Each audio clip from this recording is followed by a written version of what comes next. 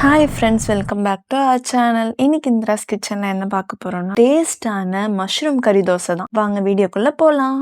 மஷ்ரூமை குட்டி குட்டியாக கட் பண்ணி ஒரு பிளேட்டில் எடுத்து வச்சுக்கலாம். ஒரு வெங்காயத்தை குட்டி குட்டியாக கட் பண்ணி எடுத்து வச்சுக்கோங்க. 2 தக்காளியை கட் பண்ணி எடுத்து வச்சுக்கோங்க. தேவையான அளவு இஞ்சி பூண்டு பேஸ்ட். கடாய் வச்சுட்டு 2 டேபிள் ஸ்பூன் எண்ணெய் ஆட் பண்ணிக்கோங்க.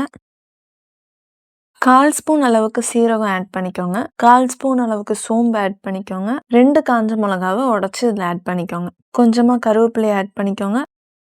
கட் பண்ணி வச்ச வெங்காயத்தை ஆட் பண்ணி லைட்டாக வதக்கிக்கோங்க. ஒரு பச்சை மிளகாவை குட்டி குட்டியாக கட் பண்ணி இதில் ஆட் பண்ணிக்கோங்க.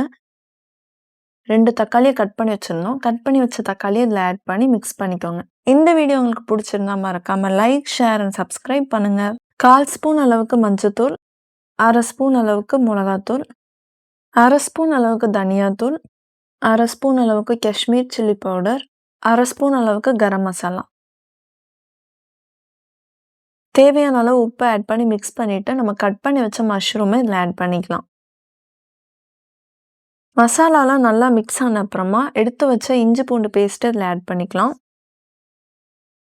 கொஞ்சமாக கொத்தமல்லி ஆட் பண்ணிவிட்டு மிக்ஸ் பண்ணிக்கோங்க.